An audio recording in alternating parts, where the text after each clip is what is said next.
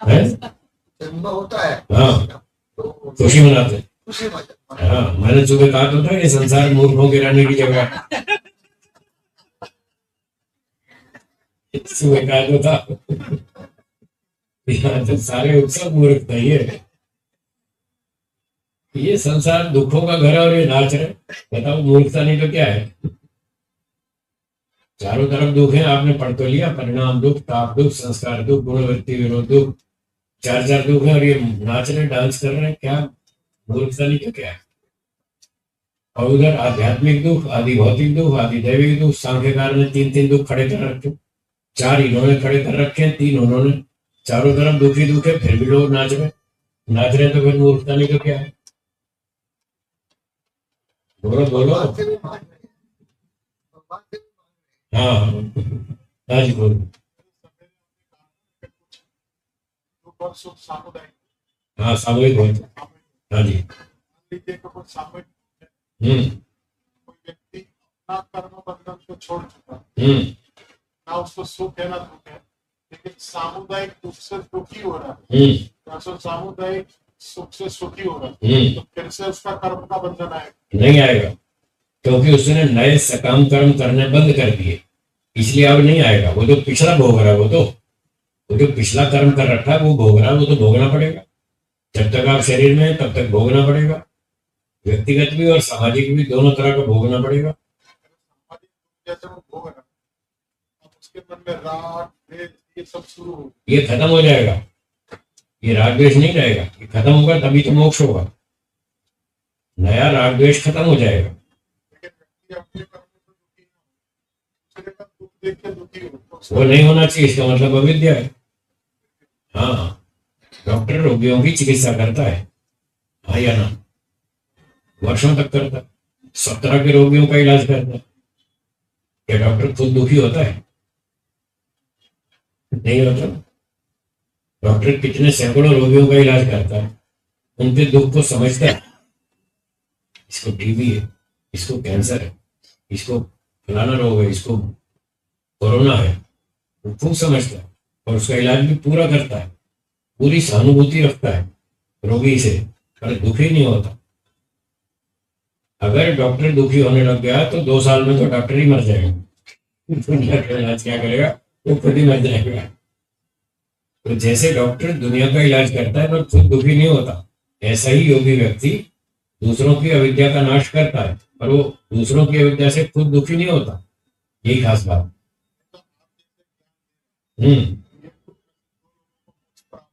उसका कर्म फल तो आप पे मुझ में क्यों आएगा? उसके कर्म फल उसको भोगना, मैं क्यों भोगूंगा?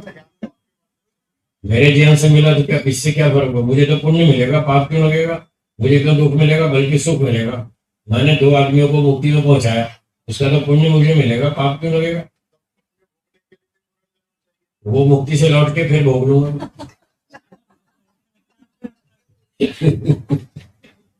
और जो मैं ये उनको मुक्ति का रास्ता बताऊंगा, इसका फल तो मुझे मुक्ति में मिलेगा, यहाँ थोड़ी मिलेगा। जब मैं निष्काम कर्म करता हूँ तो मुझे उसका फल मोक्ष में मिलेगा। यदि सकाम करता हूँ तो संसार में, यदि संसार में मिलेगा तो फिर लौटने के बाद भोगूंगा। अभी क्यों भोगूंगा? मुझे तो मोक्ष में जाना है। मुक्ति और मोक्ष तो एक ही बात है। हाँ, उसके बाद लौट के फिर आएंगे। यस, अनंत काल के लिए मुक्ति नहीं है। अनंत काल के लिए मुक्ति नहीं होती, उसकी लिमिटेड है सीमा, उसकी सीमा है, पर वो बहुत लंबी है। वो आपको बहुत तृप्ति हो जाएगी, वो आपको कम नहीं पड़ेगी। बहुत लंबा सीमा है, समय है मुक्ति का। पहले बताया था, फिर दोहरा देते।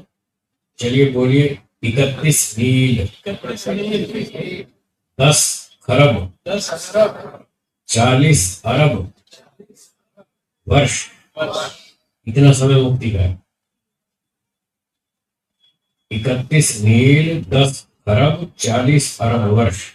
आपके छोटे वाले कैलकुलेटर में तो नहीं आएगा, या तो कंप्यूटर में आएगी गिनती, या बड़ा कैलकुलेटर चाहिए तब उसमें आएगी। 15 अंकों में इतना लिखा जाता है। 31 मील लिखने के लिए 15 डिजिट्स चाहिए। 15 अंक, इकाई, दहाई, सैकड़ा, हजार, 10,000, लाख, 10 लाख, करोड़, 10 करोड़, अरब, 10 अरब, खरब, 10 खरब मील, 10 मील, 15 अंक होते, तो इतना समय तो कम नहीं पड़ेगा आपको, इतना तो काफी है। इतने में थक जाएंगे। बस बहुत मीठा खा लिया भैया, थोड़ी कचौरी लाओ, थोड़ा समोसा लाओ, फिर 2 भजिया लाओ, पकौड़े लाओ, थोड़ा चेंज हो जाए तो फिर अच्छा लगेगा। तो मुक्ति में इतना समय तक रहकर पूरी तृप्ति हो जाएगी, फिर आप वापस आएंगे संसार में, फिर नए कर्म करेंगे, फिर दोबारा चले जाएंगे मोक्ष। आते रहेंगे जाते रहेंगे, आते रहेंगे जाते रहेंगे। ना तो आप हमेशा मोक्ष में रह सकते, ना आप हमेशा संसार में रह सकते, क्योंकि आप सर्वशक्तिमान नहीं है। क्या बोला? आप सर्वशक्तिमान नहीं है, इसलिए ना तो आप हमेशा मोक्ष में रह सकते, ना आप हमेशा यहाँ बंधन में रह सकते। यहाँ जब थक जाएंगे तो उधर भागेंगे, ठीक है, और जब वहां थक जाएंगे तो वापस आएंगे, ऐसा चलता रहेगा। बोलिए। मिली हम्म किसी हम्म कैसे आवाज कैसे होगा मुझे मुक्ति मिली है या बताता हूँ। आपने पूछा कि मुक्ति जिसको मिलेगी उसको पता कैसे चलेगा कि मेरी मुक्ति हो गई है या होने वाली है? इसका उत्तर है कि जब हमारे मन में सांसारिक सुख भोगने की सारी इच्छाएं जीरो हो जाएंगी, खत्म। न धन चाहिए, न सम्मान चाहिए, कोई सुख नहीं चाहिए, संसार का सुख एक भी नहीं चाहिए। जब सांसारिक सुख भोगने की इच्छाएं जीरो पे आ जाएंगी, तब समझ लीजिए अब आपका मोक्ष हो जाएगा। अगर इच्छा बची है तो अगला जन्म होगा, उस इच्छा को पूरी करने के लिए तो जन्म होता। जितनी इच्छाएं बची हैं उनको पूरा करने के लिए तो भगवान दूसरा जन्म देता है। भाई तेरी इच्छा बची हुई, ले पूरी कर ले, और जन्म देता हूँ, और देता हूँ, और देता हूँ, कर ले पूरी। जब पूरी हो जाए, खत्म हो जाए, तब कह देना कि मुझे अगला जन्म नहीं चाहिए, तो मैं मोक्ष दे दूंगा। उसको पता चल जाता है अब मेरी सारी इच्छाएं खत्म हो गई, अब कोई इच्छा नहीं बची, तो उसको पता चल जाता है मेरा मोक्ष हो जाएगा। पुस्तक आपके हाथ में देखिए, 27वां सूत्र, इसी दूसरे चैप्टर का 27वां सूत्र देखिए, तस्य सप्तधा प्रांत भूमि प्रज्ञा। इसमें 6ठे नंबर की एक उपलब्धि है। 6 नंबर में देखिए क्या लिखा है, देखो लिखा है, उसको पता चल जाता है अब मेरा अगला जन्म नहीं होगा, ये आखिरी है। लिखा है, प्रमाण पक्का है, ठीक है ना? बोलिए। शरीर में रोग हो, शरीर में रोग हो, हाँ, और उससे परेशान उसको ठीक करने के लिए, रोग को ठीक करने के लिए आत्मा कुछ नहीं कर सकती, बस खुश रह सकती है। अगर आत्मा खुश रहे, हाँ, दुखी ना हो, अगर आत्मा व्यक्ति ये सोचे कि कोई बात नहीं, ठीक हो जाए, कोई चिंता नहीं, ये तो संसार है, चलता रहता है, जीवन में दुख भी आता है, सुख भी आता है, कोई बात नहीं, जो आता है वो जाएगा। कभी दुख आता है, कभी सुख आता है, वो चला जाता है, ये दुख आए तो ये भी चला जाएगा, कोई बात नहीं, हो जाएगा ठीक। ऐसे सोचे तो उसकी बीमारी जल्दी ठीक होगी, हाँ जल्दी ठीक होगी, उसकी जो स्पीड बढ़ जाएगी, ठीक होने की जो स्पीड है, हीलिंग पावर है, वो बढ़ जाएगी और जल्दी ठीक हो जाएगा। और अगर इससे उल्टा सोचे, हाय हाय मर गया, क्या हो गया, ये होगा, हे भगवान अब क्या हो, ऐसे वो रोता रहे, दुखी होता रहे, वो दुगना टाइम लेगा ठीक होने में, उसकी स्पीड कम हो जाएगी। तो ये आयुर्वेद कहता है रोगी को खुश रहना चाहिए, प्रसन्न रहना चाहिए, रोना धोना नहीं चाहिए, उदास नहीं होना चाहिए, दुखी नहीं होना चाहिए, खुश रहना चाहिए, उसकी स्पीड बढ़ जाएगी और जल्दी ठीक हो जाएगी। आत्मा कब निकलना, कब निकलेगा वो तो भगवान के हाथ में। रोगी होकर उसको वहां रहना नहीं है। वो जब तक उसको कष्ट सहने की क्षमता है, जब तक आत्मा में इतनी क्षमता है कि शरीर में रोग आ गया, उससे उसको कष्ट हो रहा है, थोड़ा थोड़ा कष्ट है तो सह लेगा, जब तक सह लेगा तब तक उसमें रहेगा शरीर में। जब कष्ट इतना बढ़ जाएगा उससे सहन नहीं हो रहा तो छोड़ देगा, ईश्वर ने तब ईश्वर निकाल देगा उसको। जैसे कल और आज भी उदाहरण दिया था कि जब कमरे में धुआं बढ़ जाएगा तब आप वहां टिकेंगे, भाग जाएंगे ना, कमरे में धुआं जब बढ़ जाएगा और आपको घुटन होने लगेगी, सहन नहीं होगा, तो आप कमरा छोड़ के बाहर निकल जाएंगे। वो आत्मा की इच्छा आज अब जैसे ये भी आत्मा की इच्छा थी ना कि अब मैं नहीं रह सकता, घुटन बहुत हो गई, अब वो भागेगा। तो आत्मा की इच्छा होगी, भागेगा कि अब मैं नहीं रह सकता, बहुत कष्ट हो गया, तो वो निकलने की कोशिश करेगा और यहाँ गेट तक आ जाएगा। हाँ, यहाँ तक शरीर मान लो यहाँ हो हार्ट में, तो वो निकल के यहाँ जो स्किन है हमारी बॉर्डर तक आ जाएगा, अंदर घूमने का तो अधिकार है उसका।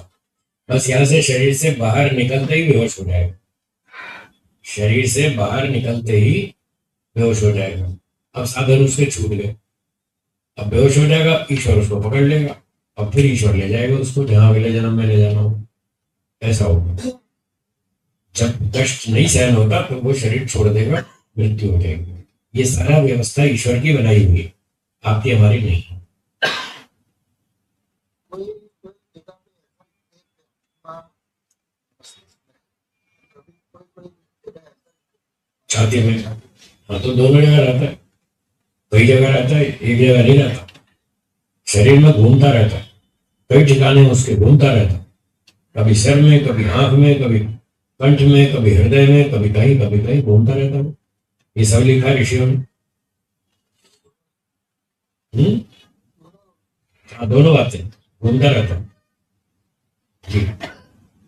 अभ्यास करने पर क्या ऐसी स्थिति भी आ सकती है कि जैसे कोई यूं समझ ले भाई रुपया पैसे का नुकसान तो बहुत ज्यादा समझ में आता है, ठीक है, लेकिन शरीर की तौर पर उसके लिए भी वो ऐसा शरीर और आत्मा को अलग करके वो नुकसान करते हैं। मतलब वो ये पूछना चाहते हैं कि जैसे पैसा गया तो उससे रहेगा, कोई बात नहीं, पैसा जाने दो, अपनी जान तो सुरक्षित है। पैसे की कीमत कम है, जीवन की कीमत ज्यादा है, तो इसकी तुलना में वो पैसे को छोड़ देगा और दुखी नहीं होगा। ठीक है, अब आप ये पूछना चाहते हैं कि शरीर भी अगर टूट रहा हो और कोई आत्मा ये सोचेगी तो शरीर टूट रहा है, मैं थोड़ी टूट रहा हूं, मैं तो फिर भी ठीक ठाक हूं। हाँ, ऐसा भी सोचता है। जो तत्व ज्ञानी होता है वो ऐसा ही सोचता है। जब शरीर टूटने लगता है, कोई हार्ट अटैक आने लगता है या कोई ऑपरेशन में जाने लगता है, सर्जरी में जाने लगता है, तो उसके घर वाले टेंशन में आ जाते हैं, ये तो पता नहीं क्या होगा, इसका बचेगा कि नहीं। घर परिवार वाले टेंशन में आ जाते हैं। मान लो बाईपास सर्जरी करानी है, तो थोड़ा बड़ा ऑपरेशन है, छोटा तो नहीं है। और वो जब जाता है ऑपरेशन थिएटर में तो घर वालों की आंख में आंसू आ जाते हैं, भाई इसका क्या होगा, बचेगा कि नहीं। अगर उसको तत्व ज्ञान है तो वो दुखी नहीं होगा, घबराएगा नहीं, वो कहेगा चिंता क्यों करते हो, मरेगा तो शरीर मरेगा ना, मैं थोड़ी मरूंगा, मैं तो आत्मा हूं। उसको तब भी टेंशन नहीं है।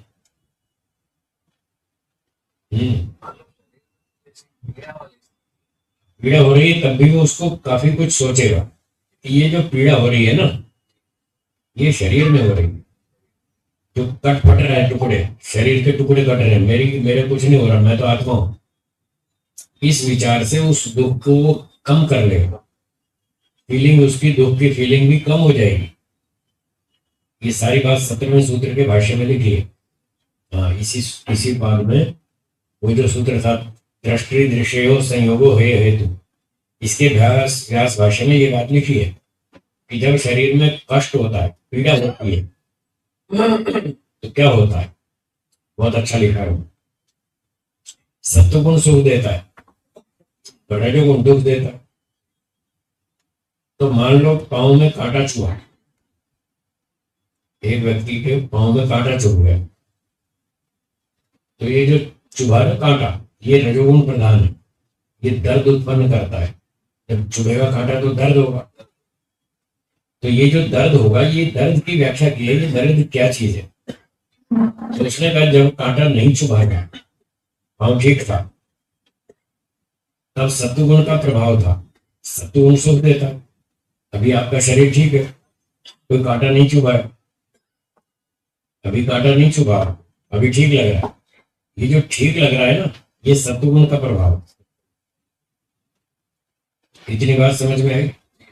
अभी ठहर, मेरी बात पूरी होने दी, फिर आपको अवसर दूंगा, बाद में पूछिए। अब आप ठीक ठाक बैठे हैं, आपको इंजेक्शन सत्वगुण पर हमला करता है और सत्वगुण जो सुख दे रहा था वो बंद हो जाता है, उसकी बजाय दुख आना शुरू हो जाता है। रजोगुण का प्रभाव आत्मा पर शुरू हो जाता है। कांटा चुभने से पहले सत्व का प्रभाव पड़ रहा था तो आत्मा गुड फीलिंग, अच्छा महसूस कर रहा। जब रजोगुण ने कांटे ने आक्रमण किया तो सत्वगुण पर हमला किया, तो परिणाम क्या हुआ कि सत्वगुण जो सुख दे रहा था वो रुक गया। वास्तविकता तो ये है, कांटा आत्मा में नहीं घुसा है, ये पॉइंट नोट करें। कांटा आत्मा में नहीं घुसा है, वो मटेरियल में घुसा है। उसने सत्व पर हमला किया, सत्वगुण पर, और उसका जो प्रभाव चल रहा था उसको ब्रेक लगाई। तो अगर कोई तत्वज्ञानी व्यक्ति है वो इस तरह से सोचता है कि सत्वगुण के ऊपर रजोगुण ने अटैक किया तो मुझे जो सुख मिल रहा था वो रुक गया, मेरा कुछ नहीं बिगड़ रहा, मैं तो मेरा भी चेतन निराकार आत्मा हूं, मेरा कुछ नहीं बिगड़ रहा। वो इस विचार से उस दुख की अनुभूति को कम कर लेता है। और जो ऐसा नहीं कर पाता, जिसको तत्व ज्ञान नहीं है, वो क्या सोचता है, कांटा मुझ में घुस गया है, आत्मा में घुस गया हो, जैसे घुसा तो है पाँव में, फिर वो पाँव में घुसे हुए कांटे को ऐसा मानता है कि जैसे मेरी आत्मा में घुस गया। वो फिर बहुत तड़पता है, हाय मर गया मर गया मर गया, तो जल्दी बुलाओ डॉक्टर को, जल्दी बुलाओ, मर गया। वो रोना धोना शुरू कर देता है। तो ये सारी व्याख्या लिखी हो 17वें सूत्र के भाष्य ना। हाँ, वो वही स्थिति बनती है, वो जो चुभन है, जो तड़प है, जो जलन है, जो हमला है, वो है सत्वगुण पर, और आत्मा उसको अपने ऊपर आरोपित कर लेता। जब वो अपने ऊपर आरोपित कर लेता, हाय मैं मर गया, बस फिर वो दुखी होता। और जिसको तत्व ज्ञान है वो कहता है मरेगा तो शरीर मरेगा, कटेगा तो शरीर कटेगा, मैं थोड़ी कटूंगा, मैं तो ठीक ठाक हूँ, मैं तो नित्य हूँ, मैं अगर मरूं मेरा कुछ नहीं बिगड़ता। तो इतना जानता है उसको डर नहीं लगता, उसकी जलन भी कम हो जाती है। इस विचार से थोड़ा उसको भी ब्रेक लगा सकता है और एक सीमा तक रोक सकता है, पूरी तरह नहीं रोक सकता। अगर तलवार से हाथ काट दें फिर वो नहीं रोक पाएगा, फिर तो उसको दर्द होगा, जलन होगी, परेशानी होगी। तो एक सीमा तक इस विचार से रोका जा सकता है, क्योंकि उसका शरीर से संबंध है अभी, तो जीवित है, तब तक उसको ये सारे कष्ट आएंगे, भूख प्यास गर्मी ठंडी चोट लगना दर्द होना ये सब होगा, दुनिया वालों से थोड़ा कम होगा। नहीं बताता।